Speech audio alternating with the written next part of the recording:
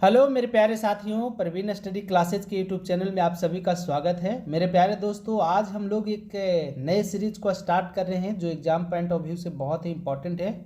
मेरे प्यारे साथियों, यदि बीपीएससी का मद्देनज़र में रखें या आपको कहें कि बीएसएससी सीजीएल लेवल का जो एग्ज़ाम आने वाला है, बीएसएससी सीजीएल 3, जो 26 नवंबर को लगभग संभावित तिथि बताया गया है बीएसएससी के द्वारा। लेकिन देखिए अभी क्या होता है, पूर्णतः जो है विश्वसनीय जो है तारीख नहीं है, फिर भी हम लोग उसकी तैयारी में लग जाना है अभी से ही। और आज से हम लोग साइंस का एक सीरीज चला रहे हैं जो बहुत ही एग्जाम पॉइंट ऑफ व्यू से इम्पॉर्टेंट है। ये सीरीज जो है आने वाले 68वें बीपीएससी में जो 30 नंबर का साइंस पूछा जाता है उसी को मद्देनज़र में रख करके, और बीएसएससी सीजीएल 3 में जो भी 25 नंबर का साइंस आने वाले हैं उसको भी मद्देनज़र में रख करके तैयार किया गया है, जो बहुत ही एग्जाम पॉइंट ऑफ व्यू से इम्पॉर्टेंट है। और प्रतिदिन आपको लगभग 25 से 30 वीडियोज साइंस पर मिलेंगे। उसके बाद हम लोग मिडावल हिस्ट्री में चलेंगे, मध्यकालीन भारत, और उसके बाद मॉडर्न हिस्ट्री में, चूँकि इन दोनों से बहुत ही प्रश्न बनते हैं बीपीएससी लेवल में, तो इन सारे प्रश्न को हम लोग देखेंगे मेरे प्यारे साथियों। तो यदि आप चैनल पर नए हैं तो चैनल को सब्सक्राइब कर दीजिए और साथ ही साथ बेल आइकन को प्रेस कर दीजिए और दोस्तों को शेयर करना ना भूलिए। आज का आपको जितने भी सेशन देखने को मिलेंगे, जितने भी प्रश्न देखने को मिलेंगे, वो सारे के सारे प्रश्न किसी न किसी एग्जाम में पूछे हुए हैं। या तो वो जेपीएससी में पूछे हुए हैं, या यूपी पीसीएस में पूछे हुआ है, या एमपी पीसीएस में, या बिहार बीपीएससी में, बिहार पीसीएस में। कहीं ना कहीं आपको प्रत्येक प्रश्न जो है पूछा हुआ दिखाई पड़ेगा। आज पहले प्रश्न हम आपको यहाँ पर दिखा रहे हैं, देखिए यहाँ पर दिख रहा है कि ये जो है 66वीं बीपीएससी प्री री एग्जाम 2020 में पूछा गया है। तो आप इन सारे प्रश्न को जरूर ध्यान में रखिए, है ना। बहुत ही एग्जाम पॉइंट ऑफ व्यू से इंपॉर्टेंट है और हर एक जानकारी आपको उपलब्ध कराए जाएंगे। चलिए तो हम लोग शुरू करते हैं यहाँ से बनाना, और कैमरा को करते हैं ऑफ, और आप लोग अब पढ़िए ध्यान से। चलिए पहला प्रश्न है, कहता है कि निम्नलिखित, यहाँ पर निम्नलिखित में से कौन सी मूल भौतिक राशि है। तो कौन सी मूल भौतिक राशि है? आज से हम लोग, आपको ये भी याद रहना चाहिए कि हम लोग भौतिक विज्ञान शुरू किए और भौतिक विज्ञान में मात्रक और इकाई को हम लोग पढ़ रहे हैं। और मात्रक और इकाई से जितने भी आज तक के एग्जाम में बने हैं प्रश्न, उन सारे प्रश्न को जो पीसीएस लेवल का है या बीएसएससी सीजीएल लेवल का है, जितने भी सारे प्रश्न बने उन सारे को देखेंगे। बहुत ही सिंपल प्रश्न होता है। यदि आप सारे सेशन को अटेंड कर लिए तो मुझे पूर्ण उम्मीद है कि 30 में 30 साइंस मार करके आप जरूर आएंगे। तो हम लोग मात्रक के बारे में आज हम लोग पढ़ रहे हैं, मात्रक और इकाई के बारे में। और इसी के संदर्भ में पहला प्रश्न है कि निम्नलिखित में से कौन सी मूल भौतिक राशि है। तो कौन सी मूल भौतिक राशि है? तो हम लोग जानते हैं कि जो है 7 मूल भौतिक राशियां हैं। कितने हैं? 7। कौन कौन है? तो लंबाई है, द्रव्यमान है, कौन है? मास जिसको कहें द्रव्यमान, फिर टाइम समय है, उसके बाद ताप कहें टेम्परेचर, उसके बाद कहें तो विद्युत धारा, कौन? विद्युत धारा, और इलेक्ट्रिक करंट, और लास्ट में जो है लास्ट नहीं, छठा जो है ज्योति तीव्रता। ज्योति तीव्रता ये भी है जो भौतिक राशि, मूल भौतिक राशि है। और 7वां जो है पदार्थ के पदार्थ का परिमाण। 7 मूल भौतिक राशि है। कितने हैं? 7 मूल भौतिक राशि। तो इनमें कौन सी मूल भौतिक राशि हो गया? तो देखिए अभी हम लोग देखें कि विद्युत धारा जो है मूल भौतिक राशि के अंतर्गत आता है। जितने भी 7 मूल भौतिक राशि उसमें विद्युत धारा भी शामिल है। तो ये एक बार और रिकॉल कर लीजिए, लंबाई, द्रव्यमान, समय, ताप, विद्युत धारा, ज्योति तीव्रता तथा पदार्थ का परिमाण, 7 मूल भौतिक राशियां हैं। और मूल राशियों के मात्रक एक दूसरे से पूर्णतः स्वतंत्र होते हैं, किसी पर आश्रित नहीं होता है। मूल भौतिक राशि कहने का मतलब एक किसी पर आश्रित नहीं रहेगा। जैसे विद्युत धारा का ऐसे मात्रक एम्पियर होता है, द्रव्यमान का ऐसे मात्रक केजी होता है। तो क्या केजी किसी से मिलकर बना? क्या नहीं। ताप का ऐसे मात्रक केल्विन होता है, समय का मात्रक सेकंड होता है। तो सेकंड स्वतंत्र है, किसी दूसरे से बंधा हुआ नहीं है। तो वही जो है उसी को हम लोग मूल भौतिक राशि कहते हैं। इनमें से किसी एक को किसी अन्य मात्रक में बदला अथवा उसे संबंधित नहीं किया जा सकता है। ये भी याद रखिए कि अकेला, स्वयं अकेला का अकेला होता है। तो 7 मूल भौतिक राशियां हैं और इसमें जो है इस ऑप्शन में विद्युत धारा जो है मूल भौतिक राशि के अंतर्गत आए। चलिए अगला प्रश्न देखते हैं। अगला क्या है? अगला कहता है कि शक्ति का मात्रक, देखिए ये पूछा हुआ है यूपी पीसीएस जीआईसी 2010 में पूछा गया है और जो जीआईसी का एग्जाम लिया जाता है यूपी पीसीएस के माध्यम से लिया जाता है, उस 2010 में पूछा हुआ क्वेश्चन है। शक्ति का मात्रक क्या है? हर्ट्ज, वोल्ट, वाट या न्यूट्रॉन। तो हम लोग जानते हैं कि शक्ति का ऐसे मात्रक होता है वाट, और शक्ति बराबर होता है क्या है? पावर बराबर P बराबर शक्ति बराबर होता है W/T। तो इसका सही जवाब हो गया वाट। लेकिन इसको और दूसरे रूप में कहें तो P बराबर शक्ति बराबर होता है W/T, जहाँ W क्या है? तो W कार्य है और T टाइम है, मतलब समय है। तो कार्य का ऐसे मात्रक हम लोग जानते हैं जूल होता है और समय का ऐसे मात्रक सेकंड होता है। तो इसको हम ऐसे भी बोल सकते हैं जूल प्रति सेकंड। तो शक्ति का मात्रक वाट कहें या जूल प्रति सेकंड कहें, दोनों बात सेम हुआ। तो याद रखिएगा, इससे निकल करके ए आया जूल प्रति सेकंड, और डायरेक्ट कहें कि तो शक्ति का ऐसे मात्रक होता है वाट। चलिए आगे देखते हैं अगला प्रश्न। अगला है, कहता है कि विद्युत शक्ति की इकाई, देखिए बीपीएससी प्री 2018 और बीपीएससी प्री 2019 दोनों बार लगातार इस प्रश्न को पूछा गया, इसीलिए इसको शामिल करके आपको दिखाया गया है कि कैसे कैसे प्रश्न जो हैं आते हैं। तो विद्युत शक्ति का इकाई क्या है? तो विद्युत शक्ति का इकाई हम लोग जानते हैं, अभी हम लोग पढ़े कि वाट होता है, चूंकि P बराबर होता है W/T, और W/T को वाट को कहें तो जूल प्रति सेकंड भी बोल सकते हैं। चलिए अगला प्रश्न देखिए। अगला है, कहता है बल का मात्रक क्या होता है? तो बल का मात्रक क्या होता है? तो बल का मात्रक होता है न्यूटन, और F बराबर क्या होता है? F बराबर होता है M में, जहाँ F क्या है? तो F जो है फोर्स मतलब बल, M है द्रव्यमान मास, और A है एक्सीलरेशन मतलब त्वरण। तो F बराबर M है, तो बल का ऐसे मात्रक न्यूटन बोलें, या दूसरी भाषा में कहें तो इसी को देखिए द्रव्यमान का ऐसे मात्रक kg होता है और त्वरण का ऐसे मात्रक होता है मीटर प्रति सेकंड स्क्वायर। तो इसको हम ऐसे भी बोल सकते हैं कि बल का मात्रक kg मीटर प्रति सेकंड स्क्वायर भी, मतलब 1 न्यूटन बराबर होता है कि 1 kg मीटर प्रति सेकंड स्क्वायर। तो याद रखिएगा कि बल का मात्रक न्यूटन होता है या kg मीटर प्रति सेकंड स्क्वायर, इसी से निकल कर गया है। चूंकि द्रव्यमान का ऐसे मात्रक kg होता है और त्वरण का ऐसे मात्रक मीटर प्रति सेकंड स्क्वायर होता है, तो इसी से मिला करके बना दी kg मीटर प्रति सेकंड स्क्वायर। चलिए MPPCS प्री 1990 में पूछा हुआ है। अगला है, अगला देखिए यूपी पीसीएस 1996 में पूछा हुआ है, और क्वेश्चन है कि कार्य का मात्रक क्या कार्य का मात्रक है? तो कार्य का मात्रक कौन है? जूल है, वाट है, डाइन है, न्यूट्रॉन है। तो क्या होगा इसका सही जवाब? तो इसका सही जवाब होगा जूल। और हम लोग जानते हैं कि कार्य का ऐसे मात्रक जूल होता है, और कार्य बराबर मतलब W बराबर कहें तो Fs होता है। क्या होता है? W बराबर Fs होता है, जहाँ F क्या है? तो F है फोर्स, और S क्या है? तो S है डिस्प्लेसमेंट। डिस्प्लेसमेंट कहने का मतलब विस्थापन। जैसे विस्थापन क्या होता है कि जब किसी वस्तु को एक स्थान से दूसरे स्थान तक विस्थापित किया जाता है तो उसके द्वारा तय की गई दूरी को ही क्या कहते हैं? डिस्प्लेसमेंट कहते हैं, विस्थापन कहते हैं। और ये विस्थापन है, चूंकि वस्तु पहले यहाँ थी और अब वस्तु आ गई यहाँ पर, तो विस्थापित हो गई, तो ये विस्थापन। तो W बराबर Fs होता है, और इसको दूसरे भाषा में कहें कि W बराबर Fs हुआ तो बल का ऐसे मात्रक क्या होता है? न्यूटन, और S का मात्रक होता है मीटर। तो इसको कहें न्यूटन मीटर। तो कार्य का मात्रक जूल कहें या न्यूटन मीटर कहें, दोनों बात सेम है। कार्य एक अदिश राशि है, ये भी हम लोग जानते हैं, और जूल जो होता है कार्य के साथ साथ ऊर्जा का भी मात्रक होता है। किसका? ऊर्जा का भी मात्रक होता है।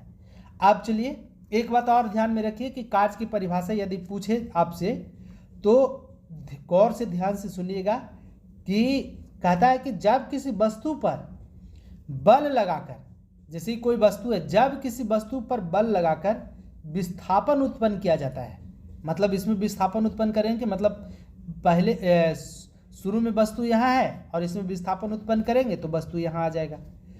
तो जब किसी वस्तु पर बल लगाकर विस्थापन उत्पन्न किया जाता है तो बल द्वारा किया गया कार्य तथा बल की दिशा में विस्थापन के गुणनफल के बराबर होता है। यही देखिए, बल और विस्थापन के गुणनफल के बराबर होता है जो कार्य होता है। और कार्य एक अदिश राशि है, स्केलर क्वांटिटी है, इसका मात्रक न्यूटन मीटर भी होता है जिसे जूल कहते हैं। न्यूटन मीटर को जूल भी कह सकते हैं। अभी हमने आपको समझाया कि बल कैसे मात्रक न्यूटन और विस्थापन कैसे मात्रक मीटर, तो न्यूटन मीटर। चलिए अगला देखते हैं। अगला है आवृत्ति को मापा जाता है। देखिए बीपीएससी प्री 2018 में आवृत्ति को किस में मापा जा सकता है? हर्ट्ज में, मीटर प्रति सेकंड में, रेडियन में या वाट में। तो आवृत्ति को किस में मापा जाता है? तो इसका सही जवाब क्या होगा? ऑप्शन नंबर ए सही जवाब होगा, हर्ट्ज में मापा जाता है। क्योंकि हम लोग जानते हैं कि आवृत्ति का ऐसे मात्रक हर्ट्ज होता है। एक सामान्य मनुष्य 20 HZ से क्या 20 हर्ट्ज से 20,000 हर्ट्ज आवृत्ति की ध्वनि को सुन सकने में सक्षम है। 20,000, एक और जीरो दे दिए, 20,000 हो गया। तो 20 HZ से 20,000 HZ के बीच के आवृत्ति को सुनने में मनुष्य का कान जो है सक्षम है। और इससे नीचे 20 HZ से जब नीचे होगा तो मनुष्य नहीं सुन पाता है, और इससे ज़्यादा जब हो जाएगा तो भी नहीं सुनेगा। तो याद रखिएगा कि आवृत्ति को मापा जाता है किसमें? हर्ट्ज में। और मनुष्य का श्रवण क्षमता जो होता है 20 HZ से 20,000 HZ के भी, मतलब HZ कहें कि मतलब हर्ट्ज के बीच होता है। चलिए अगला देखते हैं। नेक्स्ट आया 7वां, कहता है कि हर्ट्ज में क्या मापा जाता है? तो हर्ट्ज में अभी हम लोग देखिए बीपीएससी प्री 2019 और 2018 में पूछा हुआ था। जो इससे पहले वाले हम लोग प्रश्न देखे कि आवृत्ति को मापा जाता है। 2019 में तुरंत पूछ दिया कि हर्ट्ज में क्या मापा जाता है। तो क्या मापा जाता है अभी हम लोग देखें तो हर्ट्ज में मापा जाता है किसको? आवृत्ति को। याद रखिएगा, बहुत ही इंपॉर्टेंट है। यदि आप गौर से देखें तो आपको साइंस का एक भी प्रश्न नहीं छूटेगा, मेरा यह वादा है। चलिए फिर आता है कि चालक की वैद्युत प्रतिरोधकता की इकाई क्या है? चालक की वैद्युत प्रतिरोधकता की इकाई क्या है? फराड, वोल्ट, एम्पियर या ओम। तो मेरे प्यारे साथियों इसमें से कोई भी जो है, देखिए MPPCS प्री 1993 में पूछा गया है और इसका गलत जवाब है। मतलब चालक की वैद्युत प्रतिरोधकता की इकाई जो होता है क्या होता है? तो ओम मीटर होता है। क्या? ओम मीटर होता है। याद रखिएगा। तो इनमें से कोई भी इसका सही जवाब नहीं होगा, ओम मीटर इसका सही जवाब होगा। याद रखिएगा। और चालक की वैद्युत प्रतिरोधकता है क्या?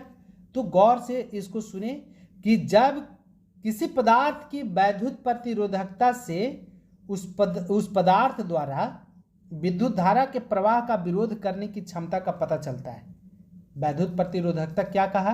कि जैसे मान लेते कि कोई वायर है और इसमें जब कोई इलेक्ट्रॉन प्रवाहित हो रहा है, चूंकि विद्युत धारा जो प्रवाहित होता है इलेक्ट्रॉन के कारण ही होता है, तो जब विद्युत धारा इसमें करंट प्रवाहित हो रहा है और कितना प्रतिरोध इसमें उत्पन्न हो रहा है, इसकी पता जिसके माध्यम से लगाया जाए तो उसी को वैद्युत प्रतिरोधकता कहते हैं। Electrical resistivity. क्या? इलेक्ट्रिकल रेसिस्टिविटी, वैद्युत प्रतिरोधकता। और वैद्युत प्रतिरोधकता कैसे मात्रक हम लोग क्या देखें? ओम मीटर होता है। तो याद रखिएगा कि किसी पदार्थ में कितना विद्युत प्रतिरोध उत्पन्न हो रहा है, इसकी जानकारी हम लोग किससे प्राप्त करेंगे? तो वैद्युत प्रतिरोधकता से प्राप्त करेंगे। याद रखिएगा। और वैद्युत प्रतिरोधकता मतलब इसको कहें, वैद्युत प्रतिरोधकता का फॉर्मूला क्या होता है? तो R × A/L होता है। जहां R क्या है? तो R है, R पदार्थ का विद्युत प्रतिरोध जिसको ओम कहेंगे, और A जो है पदार्थ के टुकड़े की धारा की दिशा में लंबाई मतलब मीटर में, और A जो है धारा की दिशा के लंबवत पदार्थ का क्षेत्रफल वर्ग मीटर में। तो कोई भी ऑप्शन इसमें से सही नहीं है। ये भी गलत है, ये भी गलत है, ये भी गलत है और ये भी गलत है। चारों के चारों ऑप्शन गलत हैं। इसका सही आंसर क्या होगा? तो ओम मीटर होगा। विद्युत प्रतिरोधकता कैसे मात्रक? ओम मीटर होता है। चलिए नेक्स्ट प्रश्न देखते हैं। अगला है कि क्या है कि ओम मीटर मात्रक है। देखिए अभी हम लोग देखें तो ओम मीटर प्रतिरोध का मात्रक है। देखिए 66वीं बीपीएससी प्री री एग्जाम 2020 में पूछा हुआ है। तो किसका मात्रक है? तो अभी हम लोग देखें प्रतिरोधकता का, इलेक्ट्रिकल रेजिस्टिविटी का मात्रक कौन होता है? तो ओम मीटर होता है। कौन होता है? ओम मीटर। तो याद रखिएगा विद्युत प्रतिरोधकता का ऐसे मात्रक ओम मीटर होता है। अभी इसके बारे में हम लोग डिटेल से जाने भी कि प्रतिरोधकता जो होता है किसी पदार्थ में प्रवाहित विद्युत धारा को कितना प्रतिरोध उत्पन्न हो रहा है, इसी की जानकारी हम लोग को मिलता है। चलिए अगला प्रश्न है, कहता है कि प्रकाश वर्ष इकाई है। देखिए RAS RTS प्री 1997 MPPCS 2008 सारे प्रश्न जो है आपको पूछे हुए दिखाई पड़ेंगे आज के। तो प्रकाश वर्ष किसका इकाई है? तो प्रकाश वर्ष दूरी का इकाई है। क्या किसका इकाई है? दूरी का इकाई है, याद रखिएगा। और प्रकाश वर्ष होता क्या है? तो प्रकाश द्वारा एक वर्ष में तय की गई दूरी को प्रकाश वर्ष कहते हैं। प्रकाश द्वारा एक ईयर में, एक लाइट ईयर में, मतलब एक वर्ष में तय की गई दूरी को प्रकाश वर्ष कहते हैं। और एक प्रकाश वर्ष बराबर होता है, मतलब एक लाइट ईयर बराबर होता है कितना? तो 9.46 गुने 10⁻12 कहें तो किलोमीटर में और 15 कहें तो मीटर में। तो याद रखिएगा प्रकाश वर्ष किसका मात्रक है? तो दूरी का मात्रक है, खगोलीय दूरी का। और एक लाइट ईयर बराबर कितना होता है? तो 9.46 गुने 10⁻12 किलोमीटर या 15 मीटर कहें, दोनों में से कोई भी चलेगा। चलिए याद रखिएगा, आगे बढ़ते हैं। देखिए यहाँ पर RAS में पूछा हुआ है, फिर आपको इसी तरह के प्रश्न आपको देखने को मिलेंगे। क्या मिलेगा सो देखते हैं हम लोग। अगला प्रश्न है, प्रकाश वर्ष मात्रक है। देखिए फिर आ गया 66वीं बीपीएससी प्री री एग्जाम 2020 में पूछा हुआ है। बहुत ही इंपॉर्टेंट प्रश्न आपको मिलेंगे देखने को, जो पूछा हुआ एग्जाम में आया है। प्रकाश वर्ष मात्रक है किसका? तो अभी हम लोग देखें दूरी का। और प्रकाश एक लाइट ईयर बराबर कितना होता है? 1 लाइट ईयर बराबर होता है 9.46 गुने 10⁻15 मीटर। चलिए अगला प्रश्न, प्रकाश वर्ष होता है। देखिए कई तरीके से पूछा गया है। ये है यूपी लोअर सब इंस्पेक्टर में पूछा गया मेंस में 2013। प्रकाश वर्ष होता है, क्या होता है? थोड़ा सा और इसको नीचे कर लीजिए, थोड़ा दिखेगा स्पष्ट। चलिए तो प्रकाश वर्ष होता है क्या? तो प्रकाश द्वारा एक वर्ष में चली गई दूरी, अभी हम लोग चर्चा भी किए थे, प्रकाश द्वारा एक वर्ष में चली गई दूरी है। सारे के सारे आपको दिखाए जा रहे हैं। पहले आज के सेशन से, आज की वीडियो से आपको सारे प्रश्न पूछे। देखिए झारखंड PCS 2013 में पूछा हुआ है, बहुत इंपॉर्टेंट है। प्रकाश वर्ष निम्नलिखित की इकाई है। अभी हम लोग देखें तो प्रकाश वर्ष किसकी इकाई है? तो दूरी की इकाई है, हम लोग देखे भी। चलिए अगला प्रश्न है, प्रकाश वर्ष मात्रक है। कई तरीके से पूछा गया। यूपी UDA LDA में पूछा गया 2013 में कि प्रकाश वर्ष मात्रक है। कई तरीके से पूछा गया, प्रकाश वर्ष किसका मात्रक है, प्रकाश वर्ष किसका इकाई है, एक प्रकाश वर्ष बराबर कितना होता है। सारे के सारे प्रश्न पूछे जाते हैं इसी तरह से। तो प्रकाश वर्ष मात्रक इकाई है किसका? दूरी का। और एक प्रकाश वर्ष बराबर क्या होता है?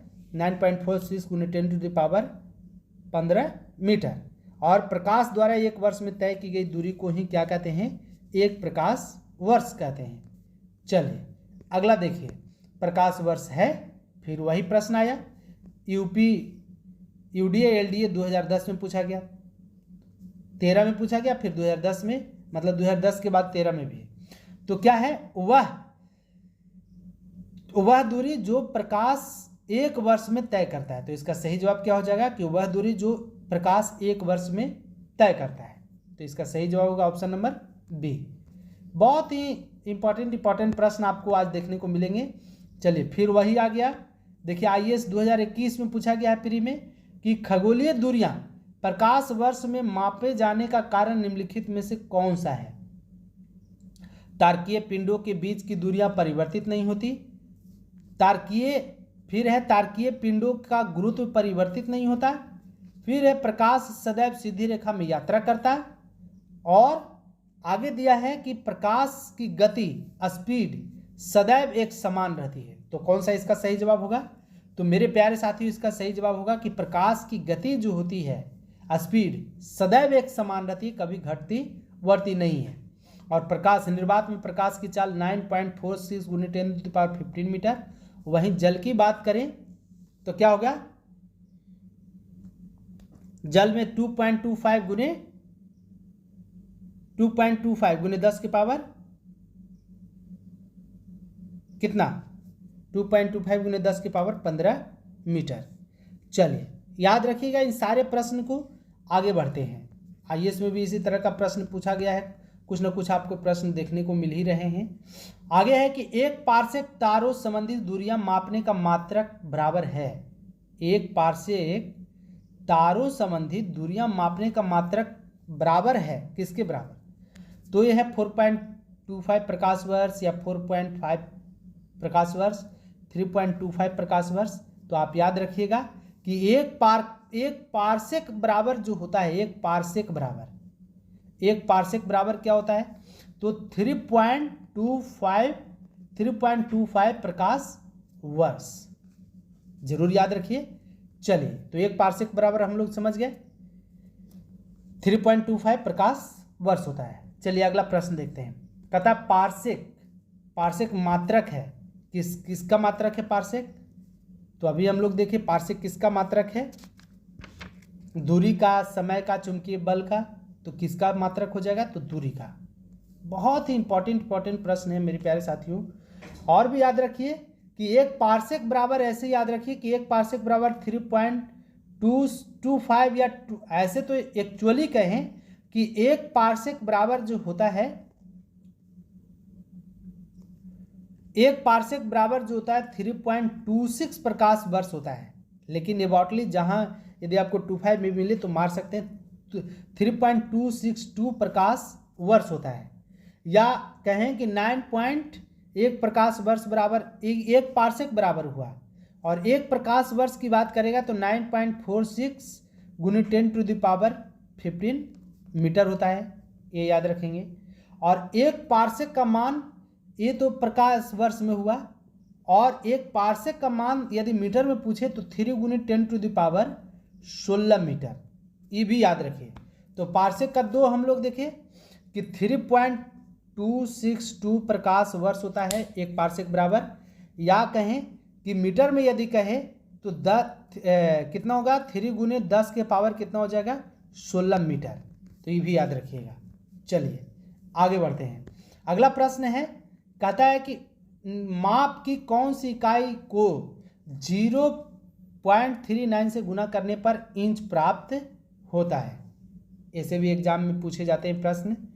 तो माप की कौन सी इकाई को 0.39 से गुना करने पर इंच प्राप्त होता है, तो कौन सी इकाई को, तो मेरे प्यारे साथियों ये हो जाएगा सेंटीमीटर। मतलब माप की कौन सी इकाई को 0.39 से गुना करने पर इंच प्राप्त होगा। मतलब यदि कहें कि 1 सेंटीमीटर की बात करें कि 1 सेंटीमीटर बराबर कितना होता है, तो 0.39 इंच होता है। याद रखिएगा कि 1 सेंटीमीटर बराबर होता है 0.39 इंच। और अतः सेंटीमीटर को इकाई में 3.9 से गुना करने पर इंच प्राप्त हो जाएगा कि नहीं हो जाएगा, क्योंकि 1 सेंटीमीटर बराबर होता है 0.39 इंच। और इसी को यदि हम सेंटीमीटर को इसी से गुना कर दें तो इंच में परिवर्तित हो जाएगा। चलिए तो हम लोग को क्या इसका सही जवाब हो जाएगा, इसका सही जवाब होगा सेंटीमीटर। अगला प्रश्न, अगला देखेंगे। कहता है कि 6 फीट लंबे व्यक्ति, आईएएस प्री 2008 में पूछा हुआ है, 6 फीट लंबे व्यक्ति की ऊंचाई नैनोमीटर में कैसे व्यक्त की जाएगी, लगभग नैनोमीटर में, तो कैसे व्यक्त की जाएगी, तो इसका डायरेक्ट आप याद रखिए मेरे प्यारे साथियों कि 183 × 10 के पावर 7 नैनोमीटर 6 फीट व्यक्ति है। अब इसको बदलेंगे कैसे, तो यदि बदलने की बात करें तो देखिए 1 नैनोमीटर जो होता है, 1 नैनोमीटर बराबर होता है एनएम बराबर 10 के पावर -9 मीटर, 10 के पावर -9 मीटर। और 1 फीट में कितना होता है, 1 फीट बराबर होता है, 1 फीट बराबर 0.305। देखिए 1 फीट बराबर 0.305, 0.305 क्या हो गया मीटर, 1 फीट बराबर। तो 1 फीट में हम यदि इसी को बदलें मीटर में तो हमको 10 गुने 10 इससे गुना करना पड़ेगा, 10 गुने 10 के पावर 9 मीटर से, 10 के पावर -9 मीटर से। तो हम इसको गुना करें 0.305 को गुने 10 से यदि हम मल्टीप्लाई कर दें, थोड़ा सा 1 मिनट रुक जाइए, कि 0.305 को हम 10 के पावर -9 से मल्टीप्लाई करें तो क्या हो जाएगा, 10 के पावर -9 से मल्टीप्लाई करें तो हम इसको लिख सकते हैं 30.5 गुने 10 के पावर 7। हम कर सकते हैं, चूंकि 2 जीरो घटा सकते हैं और इसको इधर ला सकते हैं। इतना ही किस में हो गया, नैनोमीटर में। आप बताइए कि नैनोमीटर, अब 6 फीट का व्यक्ति है, अब इसको हम फीट में बदल देंगे तो 6 फीट बराबर कितना हो गया, 1 फीट बराबर इतना आ गया, 1 फीट बराबर इतना। तो 6 फीट में हम इससे मल्टीप्लाई कर देंगे तो लगभग 183 गुने 10 के पावर 7 नैनोमीटर आ जाएगा, याद रखिएगा। तो सबसे पहले याद रखिए कि 1 नैनोमीटर हो गया बराबर हो गया 10 के पावर -9 मीटर, 1 फीट बराबर हो गया 0.305 मीटर, और 1 फीट को ही यदि नैनोमीटर में चेंज करें तो 30.5 गुने 10 के पावर 7 नैनोमीटर, और उसको फीट में चेंज कर लेंगे। तो ये भी याद रखिए, बहुत ही ये सबको चेंज करने का जो मात्रक है, हम लोग यूनिट एंड डायमेंशन पढ़ रहे हैं आज हम लोग, तो इसीलिए इन सारी बात को बताना अनिवार्य था। चलिए आगे देखते हैं। अभी हम लोग पढ़े 1 नैनोमीटर बराबर क्या होता है। देखिए पूछा हुआ, कहीं ना कहीं पूछा हुआ एग्जाम में प्रश्न आज के देखेंगे आपको। तो 10 के पावर -9 सेंटीमीटर क्या सही है। तो देखिए 1 नैनोमीटर अभी हम लोग पढ़े, 1 नैनोमीटर बराबर कि 10 के पावर -9 मीटर होता है। तो यदि इसी को हम सेंटीमीटर में चेंज करना चाहें, सेंटीमीटर में, तो सेंटीमीटर में चेंज करने के लिए हम मीटर को सेंटीमीटर में चेंज करने के लिए क्या करना पड़ेगा, 100 से मल्टीप्लाई करना पड़ेगा। इसका मतलब है कि 10 के पावर -9 और गुने 10 के पावर 2 हम इसको कर सकते हैं। तो 10 के पावर 2, देखिए पावर जो है एगो माइनस में एगो प्लस में है, तो जुट घट जाएगा, तो क्या हो जाएगा, तो -9 में +2 जुटेगा, चूंकि आधार समान है तो घात जुटता है, तो -9 + 2 तो क्या हो जाएगा 10 के पावर -7। तो 1 नैनोमीटर को यदि सेंटीमीटर में पूछे तो 10 के पावर -7 सेंटीमीटर हम लोग कहेंगे। तो इसका सही जवाब क्या हो गया, 10 के पावर -7 सेंटीमीटर। चलिए आगे देखते हैं। अगला है, कहता है 1 नैनोमीटर बराबर है, देखिए उत्तराखंड PCS में पूछा हुआ है 2016 में। तो 1 नैनोमीटर बराबर हम लोग अभी देखें 10 के पावर -9 मीटर, और यदि सेंटीमीटर में कहे तो क्या हो जाएगा 10 के पावर -7 सेंटीमीटर। यदि इसी को मिलीमीटर में कहे तो बताइए, तो 10 मिलीमीटर बराबर 1 सेंटीमीटर होता है। तो 10 से हमको मल्टीप्लाई करना पड़ेगा, 10 से मल्टीप्लाई करने का मतलब ऐसे कर सकते हैं हम 10 के पावर इतना। तो हम क्या कर सकते हैं, 10 के पावर -6 मिलीमीटर, मिलीमीटर में ऐसे, mm में ऐसे आ जाएगा, और सेंटीमीटर में आ जाएगा 10 के पावर -7, और मीटर में आ जाएगा 10 के पावर -9। इन सारी बात को याद रखिए मेरे प्यारे साथियों। और यदि 1 नैनोमीटर को किलोमीटर में पूछे तो देखिए इसी को किलोमीटर में हमको बदलना है, 10 के पावर -9 मीटर को किलोमीटर में, तो किलोमीटर में बदलने के लिए 1000 से भाग देना पड़ेगा। तो हम इसको कर सकते हैं क्या, कि 10 के पावर -9 अब बटा 10 के पावर 3 इसको कर सकते हैं।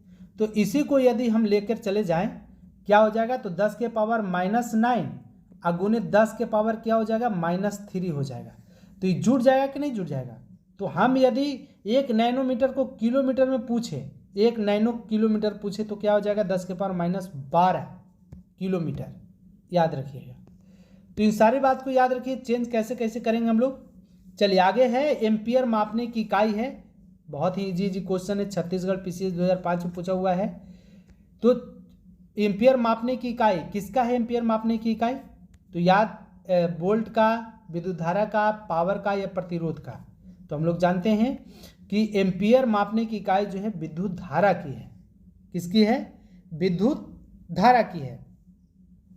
और एम्पियर विद्युत धारा मापने की इकाई है। यदि होता क्या है एम्पियर, तो यदि किसी चालक तार में 1 एम्पियर की धारा प्रवाहित हो रही है तो इसका अर्थ है कि उस तार में प्रति सेकेंड 6.25 गुने 10 के पावर 18 इलेक्ट्रॉन एक सिरे से प्रविष्ट होती है। मतलब और इतने ही इलेक्ट्रॉन प्रति सेकंड दूसरे सिरे से बाहर निकल जाती है। यदि आपको कहे कोई कि यदि किसी चालक तार में 1 एम्पियर की धारा प्रवाहित हो रही है, जैसे मान लेते हैं कि कोई चालक तार है और उसमें 1 एम्पियर की धारा प्रवाहित हो रही है, 1 एम्पियर की, तो 1 एम्पियर की धारा प्रवाहित हो रही है, इसका मतलब आप समझ जाइए कि इसमें 6.25 गुने 10 टू द पावर 18 इलेक्ट्रॉन यहाँ से प्रवेश कर रहा है और इतना ही इलेक्ट्रॉन जो यहाँ से बाहर निकल जा रहा है, ये जरूर याद रखिए। तो किसकी मात्रा की एम्पियर मापने की इकाई किसकी है, तो विद्युत धारा की। आगे देखते हैं, आगे कहता है कि मेगावाट बिजली नापने की इकाई है जो अब किसकी इकाई है, अब उत्पादित की जाती है उसकी, उपभोग की जाती है उसकी, बचत की जाती है उसकी, या ट्रांसमिशन में हास हो जाती है उसकी। यूपी लोअर सब इंस्पेक्टर में पूछा हुआ है, सबऑर्डिनेट एग्जाम में, सब इंस्पेक्टर नहीं, प्री 1998 में। तो क्या हो जाएगा, तो इसका सही जवाब हो जाएगा मेगावाट बिजली के नापने की इकाई है कि जब कहीं थर्मल पावर से जब कोई विद्युत उत्पादित की जाती है तो उसको मेगावाट में ही मापी जाती है। तब कहते हैं कि यहाँ से इतना मेगावाट की बिजली मिलना चालू हो गया है। तो मेगावाट बिजली नापने की इकाई किसकी है, जो विद्युत उत्पादित की जाती है ना। चलिए आगे बढ़ते हैं, अगला प्रश्न क्या है। अगला देखिए, अब आपको यहाँ पर मिलाना है थोड़ा सा, और इसको यदि छोटा करें 4 ऑप्शन दिखेंगे आपको। चलिए, सूची 1 को सूची 2 से सुमेलित करिए और नीचे दिए कूट का प्रयोग करके सही उत्तर दीजिए। भौतिक राशियां यहाँ इकाई है, तो त्वरण का ऐसे मात्रक क्या होता है, तो त्वरण की त्वरण का ऐसे मात्रक हम लोग जानते हैं मीटर प्रति सेकंड स्क्वायर। बल का ऐसे मात्रक क्या होता है, तो बल का ऐसे मात्रक न्यूटन होता है। कार्य का ऐसे मात्रक क्या होता है, तो कार्य का ऐसे मात्रक जूल, हम लोग देखे भी हैं। और आवेग का ऐसे मात्रक होता है न्यूटन सेकेंड। तो क्या हो जाएगा, ए का हो जाएगा 4 और ए का 4 कौन में दिख रहा है आपको, ऑप्शन नंबर डी में दिख रहा है, तो इसका ऑप्शन नंबर डी सही होगा। और कोई भी ऑप्शन में ए का 4 नहीं दिख रहा है, चलिए डायरेक्ट एक ही ऑप्शन से पकड़ा गया। तो इस तरह के प्रश्न परेशान नहीं किए ज़्यादा, आपको डायरेक्ट इसका आंसर मिल गए। कहाँ पूछा हुआ है, जो देखिए ये पूछा हुआ है यूपीपीसीएस, है ना, यूपीपीसीएस 2005 में पूछा हुआ है। तो सारे के सारे प्रश्न आपको पूछे हुए देखने को आज मिलेंगे। चलिए आगे बढ़ते हैं, अगला है निम्नलिखित एसआई यूनिटों में कौन सही सुमेलित नहीं है। तो कार्य का ऐसे मात्रक जूल होता है, ये सही है, सुमेलित है, हम लोग जानते भी हैं। कार्य का ऐसे मात्रक जूल होता है। द्रव्यमान का ऐसे मात्रक किलोग्राम, ये भी सही है। बल का ऐसे मात्रक न्यूटन होता है। और दाब का ऐसे मात्रक पास्कल होता है, मतलब डाइन नहीं, किसका, दाब का ऐसे मात्रक क्या होता है, पास्कल होता है। तो याद रखिए, तो एक इसका सही कौन सुमेलित नहीं है, तो इसका सही जवाब क्या हो जाएगा, ए हो जाएगा, ए सुमेलित नहीं है। दाब का ऐसे मात्रक डाइन नहीं, दाब का ऐसे मात्रक क्या होता है, पास्कल होता है। और सीजीएस प्रणाली में कहें तो बल का मात्रक क्या होगा, डाइन होता है। सीजीएस प्रणाली में, सीजीएस कहने का मतलब सेंटीग्राम सेकेंड सिस्टम, इसमें यदि बल का ऐसे मात्रक पूछेगा तो डाइन। चलिए अगला प्रश्न देखते हैं। अगला है कि निम्नलिखित में से किस राशि का मात्रक नहीं है। किस राशि का मात्रक नहीं, बीपीएससी प्री 2019 में पूछा हुआ है। प्रतिबल, बल, विकृति, दाब। तो किसका नहीं हो जाएगा, तो हम लोग जानते हैं कि किसी वस्तु की बीमा में आया परिवर्तन और उस वस्तु की मूल बीमा के अनुपात को विकृति कहते हैं। विकृति जो होता है एक बीमाहीन राशि है, अर्थात इसका कोई मात्रक नहीं है। किसका, विकृति का। किसका मात्रक नहीं है, विकृति का। तो इसका सही जवाब क्या हो जाएगा, विकृति। अब विकृति होता क्या है, अभी हम लोग सुने कि किसी वस्तु की बीमा में आया परिवर्तन और उस वस्तु की मूल बीमा के अनुपात को क्या कहते हैं? विकृति कहते हैं। तो विकृति का कोई भी मात्रक नहीं होता है। चलिए आगे देखते हैं, अगला प्रश्न है। फिर यहाँ आपको कूट मिलाना है। क्या है? तो कूट दिया हुआ है आपको, यहाँ पर देख सकते हैं कि बाट। तो बाट किसका मात्रक है? अभी हम लोग देखें शक्ति का। और ए में 4, कौन सा ऑप्शन दिख रहा है? तो चलिए डायरेक्ट मिल गया आपको कि सी ऑप्शन होगा सही, इसका सी ऑप्शन होगा। कैलोरी किसका मात्रक है? तो कैलोरी ऊष्मा का। और नॉटिकल मील समुद्री जहाज का। और नॉट जो होता है नौ संचालन का, है ना। तो ए का क्या हो जाएगा? ए का 4, बी का क्या हो जाएगा? 3 समुद्री जहाज की गति का नॉट जो होता है, सी का नॉटिकल मील जो होता है नौ संचालन 2 हो जाएगा। और कैलोरी जो होता है 1 हो जाएगा। इसका सही जवाब ऊष्मा। चलिए आगे देखते हैं अगला प्रश्न। फिर मिलाना है आपको यहाँ पर। अब कौन किसका सही है आप यहाँ पर मिला लीजिए। अभी हम लोग बहुत सारे मात्रक पढ़े हैं। किसमें पूछा हुआ है? यूपीपीसीएस प्री 1990 में पूछा हुआ है कि जूल का ऐसे जूल किसका मात्रक है? तो अभी हम लोग देखें कार्य या ऊर्जा का ऐसे मात्रक क्या होता है? जूल होता है। ए का हो गया 3, और ए का 3 कौन में ऑप्शन में मिल रहा है? कौन सा ऑप्शन में? तो ऑप्शन नंबर ए। चलिए एम्पियर होता है, एम्पियर किसका मात्रक होता है? तो विद्युत धारा का। बाट जो होता है किसका मात्रक होता है? बाट सी का क्या हो जाएगा? सी का 2 सामर्थ्य का, है ना, सामर्थ्य या शक्ति का। बोल्ट जो होता है, बोल्ट विभवांतर का ऐसे मात्रक होता है। और कैलोरी ऊष्मा का। कैलोरी किसका? ऊष्मा का। तो ई का हो गया 5। तो इसका सही जवाब क्या हो जाएगा? इसका सही जवाब हो जाएगा ऑप्शन नंबर ए। चलिए आगे बात करते हैं अगले प्रश्न की। देखिए बहुत ही इंपॉर्टेंट प्रश्न आपको देखने को मिलेंगे मेरे प्यारे साथियों। चलिए यहाँ पर यूपीपीसीएस मेंस 2010 में पूछा हुआ है। क्या है? तो यहाँ दिया हुआ निम्नलिखित में से कौन सुमेलित नहीं है? नॉट जहाज के चाल की माप है। कौन सुमेलित नहीं है? तो आपको चुनना है। अभी हम लोग देखे भी तो प्रकाश वर्ष जो है समय मापने की इकाई है? नहीं, प्रकाश वर्ष जो है दूरी मापने की इकाई है। हम लोग पढ़े हैं अभी। एंगस्ट्रम प्रकाश के तरंगदैर्घ्य मापने की इकाई है। बिल्कुल ये भी सही है। नॉटिकल मील नौ संचालन में प्रयुक्त दूरी की इकाई है। ये भी सही है। और नॉट जो है चाल, जहाज के चाल की माप है। किसमें मापते हैं? तो नॉट में मापते हैं। ये भी सही है। सही कौन नहीं है? तो ऑप्शन नंबर डी। और एक किसका है? तो ये प्रकाश वर्ष जो होता है दूरी का मात्रक होता है। और एक प्रकाश वर्ष बराबर हम लोग देखें कितना? 9.46 × 10⁻15 मीटर। चलिए अगला प्रश्न। एंगस्ट्रम किसकी इकाई है?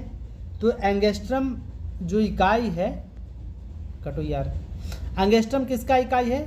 तो इसका सही जवाब हो जाएगा किसका? तरंगदैर्घ्य का। और एक एंगस्ट्रम बराबर जो होता है, एक एंगस्ट्रम बराबर कितना होता है? 10⁻⁻10 मीटर। 10⁻⁻10 मीटर। आप जरूर इसको याद रखिए, बीपीएससी प्री 2018 में पूछा हुआ है। एक एंगस्ट्रम बराबर 10⁻⁻10 मीटर होता है। और एंगस्ट्रम किसका इकाई है? तरंगदैर्घ्य का। चलिए आगे बढ़ते हैं। अगला है एक हॉर्स पावर बराबर। एमपीपीसीएस 1991 में पूछा हुआ है। एक हॉर्स पावर में कितने वाट होते हैं? तो सब बच्चे जानते होंगे, जो भी छोटे लेवल से भी तैयारी स्टार्ट की वो भी जानते हैं कि 746 वाट होता है। कितना? 746 वाट। चलिए अगला प्रश्न देखते हैं। अगला क्या है? देखिए कितना इजी क्वेश्चन जो है आपको एग्जाम में देखने को मिलेंगे। हम लोग बीपीएससी के नाम से घबरा जाते हैं, लेकिन बहुत ही देखिए आईएएस 1999 में प्री में पूछा हुआ है। और इसका सही जवाब क्या होगा? मिलाना है आपको। सूचियों को नीचे दिए गए कूट का सही प्रयोग कर सही उत्तर चुनिए। और इसका सही उत्तर क्या होगा? तो मिलाइए। तो इसका सही उत्तर क्या होगा? आपको मिलाना है और मिलाकर बताना है।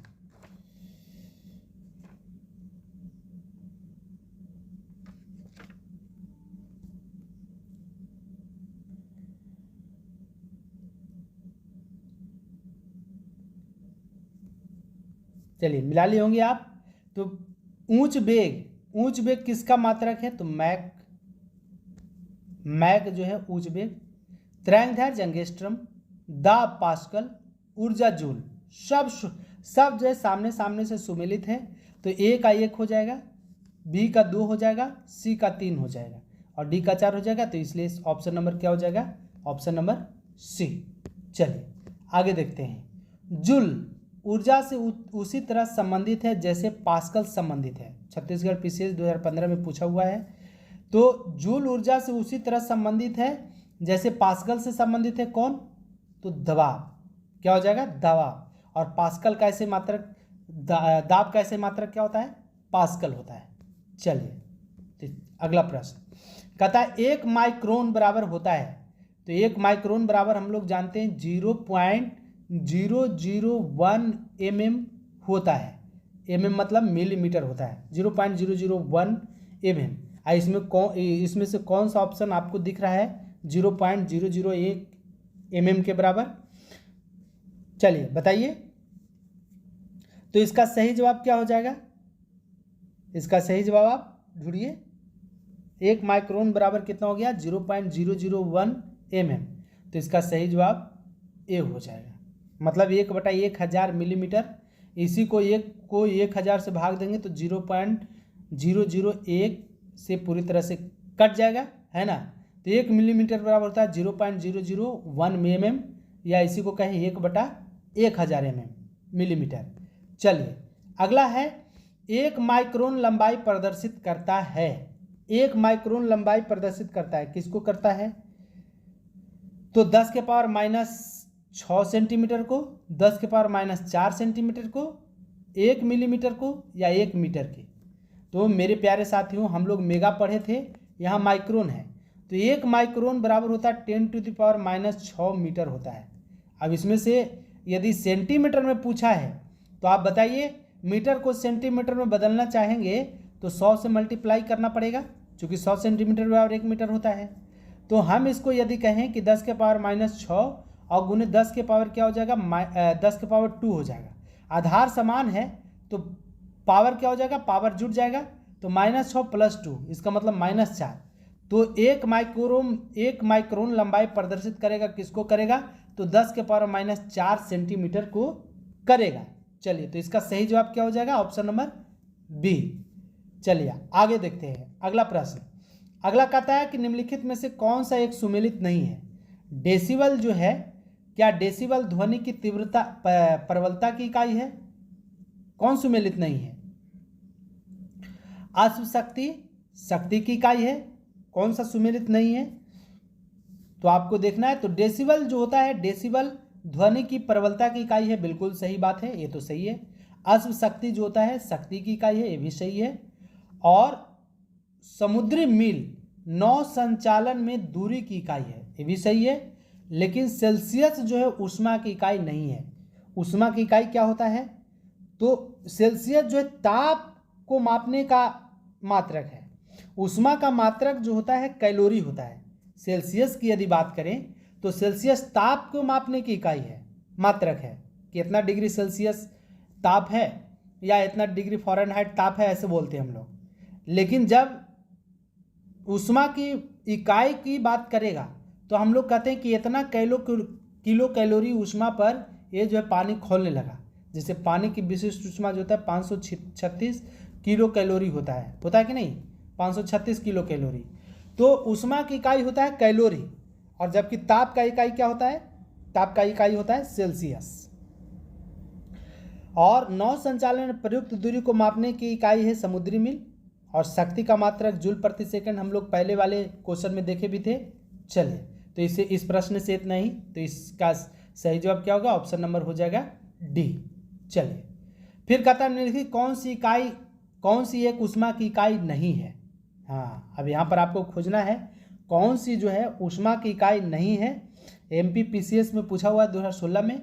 कैलोरी ऊष्मा की इकाई है, किलो कैलोरी ऊष्मा की इकाई है, और किलो जूल की बात करें तो किलो जूल भी ऊष्मा की इकाई है। लेकिन यदि वाट की बात करें तो वाट जो होता है शक्ति का इकाई है। किसका इकाई है? शक्ति का। तो कौन नहीं है? तो इसका सही जवाब हो जाएगा वाट, क्योंकि वाट जो है शक्ति का इकाई है। बाकी कैलोरी, किलो जूल और किलो कैलोरी सब किसका इकाई है? ऊष्मा की इकाई है। चलिए अगला प्रश्न देखते हैं।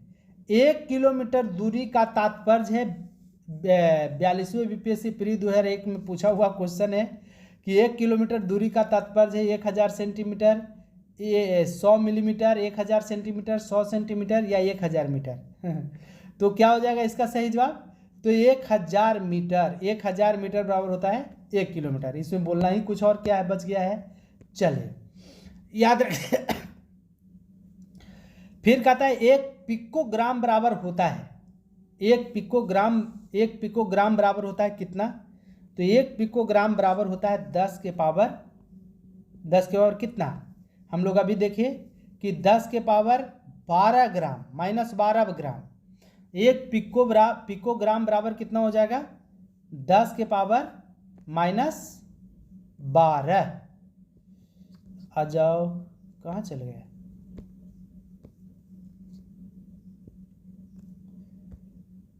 तो 1 पिकोग्राम बराबर कितना हो जाएगा? 10 के पावर माइनस 12 ग्राम के बराबर। तो इसका सही जवाब क्या हो जाएगा? ऑप्शन नंबर सी, याद रखिएगा। चलिए आगे, अगला है कि पास्कल इकाई है। अभी हम लोग देखिए पास्कल इकाई दाब की इकाई है। हम लोग अभी देखिए, चूंकि रिपीटेड क्वेश्चन है हर जगह, इसीलिए आपको सारे प्रश्न को दिखाए गए हैं। चलिए आगे है, दाब की इकाई क्या है? तो दाब की इकाई क्या है? न्यूटन प्रति वर्ग मीटर, न्यूटन मीटर, न्यूटन या न्यूटन प्रति मीटर। तो क्या हो जाएगा? दाब की इकाई क्या हो जाएगा? तो दाब बराबर हम लोग जानते हैं क्या, बताइए?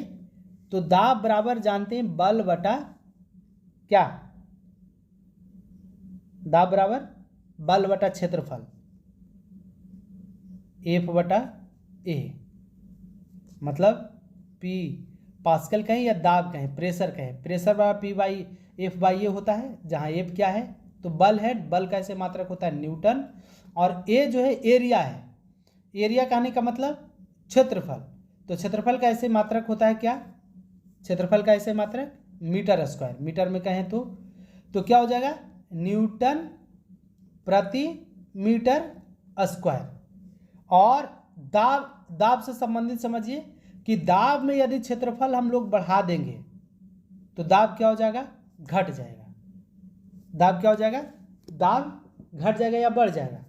क्षेत्रफल यदि बढ़ा दिए तो दाब क्या होता है? दाब बढ़ जाएगा। क्षेत्रफल बढ़ेगा तो दाब बढ़ेगा, और क्षेत्रफल घटेगा तो दाब घटेगा। जैसे मान लेते हैं कि एक सुई की नोक है और इसी पर यदि किसी ग्लास को टांगना चाहें तो आसानी से वो टंग जाएगा और टूटेगा नहीं। तो क्षेत्रफल कम होने से दाब की मात्रा कम होती है और क्षेत्रफल ज़्यादा होने से दाब की मात्रा बढ़ जाती है, दाब बढ़ जाता है। चलिए आगे बढ़ते हैं। अगला प्रश्न, दाब का मात्रक क्या है? अभी हम लोग देखें दाब का मात्रक क्या होगा। तो दाब का मात्रक होता है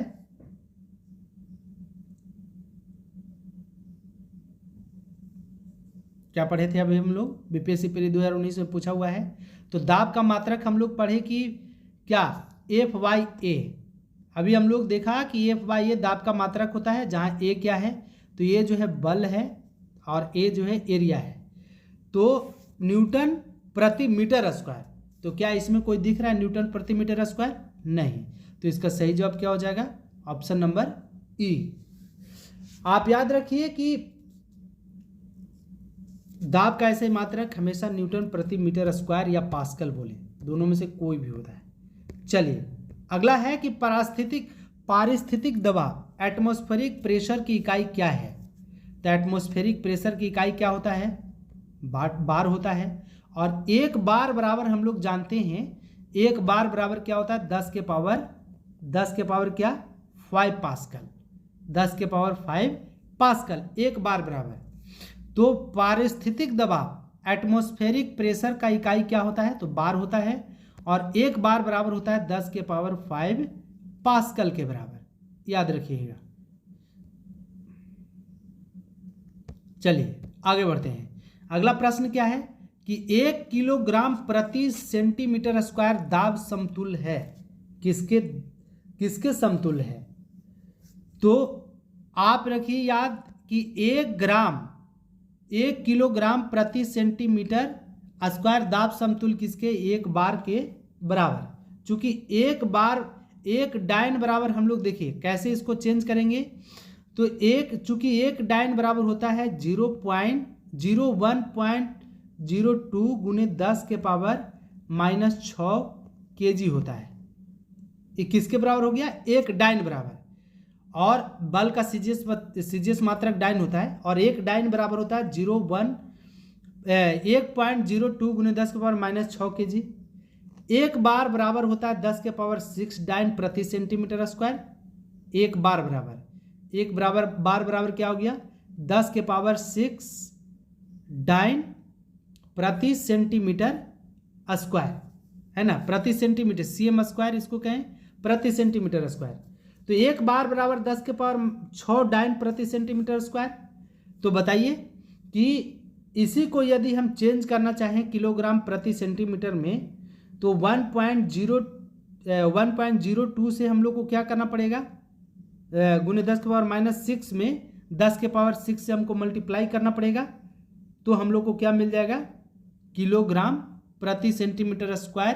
तो कौन सा इसका सही जवाब हो जाएगा, एक बार।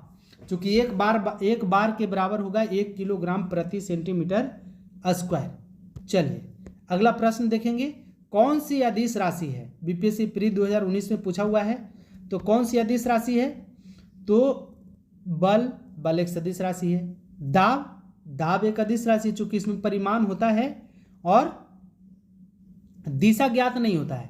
चूंकि जब यहां पर हम किसी चीज से दाब डालेंगे तो इसके चारों तरफ के क्षेत्रफल पर दबाव पड़ेगा, तो इसलिए इसमें दिशा ज्ञात नहीं है, परिमाण ज्ञात है कि कितना दबाव हम लोग डाल रहे हैं। तो कौन सी अदिश राशि हो जाएगा, केवल इसमें सही जवाब इसका क्या हो जाएगा, दाब एक अदिश राशि है। जबकि बल, वेग, त्वरण कौन सी राशि है, सदिश राशि। जिसमें परिमाण और दिशा दोनों ज्ञात हो तो उसको सदिश कहेंगे, और जिसमें केवल परिमाण ज्ञात हो, दिशा अज्ञात हो, तो उसको क्या कहेंगे, अदिश राशि। चलिए अगला प्रश्न है, कहता विद्युत विभव के संदर्भ में निम्नलिखित कथनों में से कौन से सही हैं। ये यूपीपीसीएस प्री 2021 में पूछा हुआ है। तो विद्युत विभव के संदर्भ में कौन सा जो है सही है, यह एक सदिश राशि है, यह एक अदिश राशि है, यह एक सदिश राशि है। नीचे दिए गए कूट से सही उत्तर का चयन कीजिए। तो आपको याद होना चाहिए कि विद्युत विभव जो होता है, विद्युत विभव जो होता है एक अदिश राशि है। क्यों अदिश राशि है, विद्युत विभव क्यों अदिश राशि है, तो विद्युत विभव का परिभाषा हम लोग जानेंगे कि किसी बिंदु पर विद्युत विभव को प्राय एक धनावेश को अनंत से उस बिंदु तक लाने में किए गए कार्य के रूप में परिभाषित किया जा सकता है इसको। और विद्युत विभव का ऐसे मात्रक जूल प्रति कूलॉम भी होता है, विद्युत विभव का ऐसे मात्रक। विद्युत विभव एक अदिश राशि है, जबकि विद्युत क्षेत्र की बात करता तो विद्युत क्षेत्र एक सदिश राशि हो जाता है। तो क्या हो जाएगा इसका सही जवाब, ऑप्शन नंबर ए। चलिए अगला प्रश्न देखते हैं। अगला क्या है, तेल का एक बैरल निम्न में से लगभग कितना होता है। तेल का एक बैरल निम्न में से लगभग कितना होता है। तो हम लोग जानते हैं कि एक बैरल बराबर होता है 159 लीटर।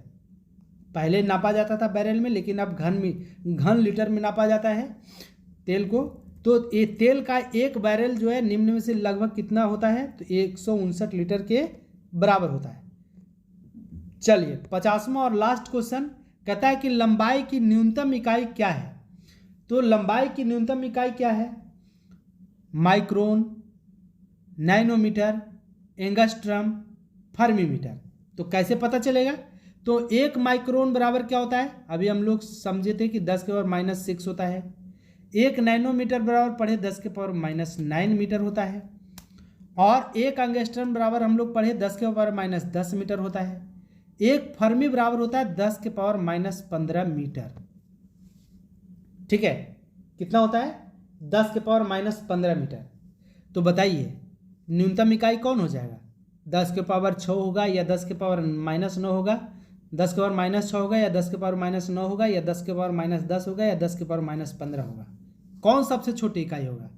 चूंकि जब हम इसको पॉजिटिव करना चाहेंगे तो 1/10 के पावर 15 हो जाएगा। इसका मतलब 1 में 10 के पावर 15 जीरो से भाग देना है। तो सबसे छोटी इकाई कौन हो जाएगी? लंबाई की न्यूनतम इकाई हो जाएगी क्या? तो लंबाई की न्यूनतम इकाई हो जाएगी फर्मी मीटर, चूंकि 1 फर्मी मीटर बराबर होता है क्या? 10 के पावर -15 मीटर। तो याद रखिए कि लंबाई की न्यूनतम इकाई कौन है? Fermi metre. दिए गए ऑप्शन में, दिए गए ऑप्शन के अनुसार इसका सही जवाब क्या हो गया? Fermi metre. यूपीपीसीएस प्री 2005 में पूछा हुआ है। तो मेरे प्यारे साथियों, ये तो थे आज के 50 टॉप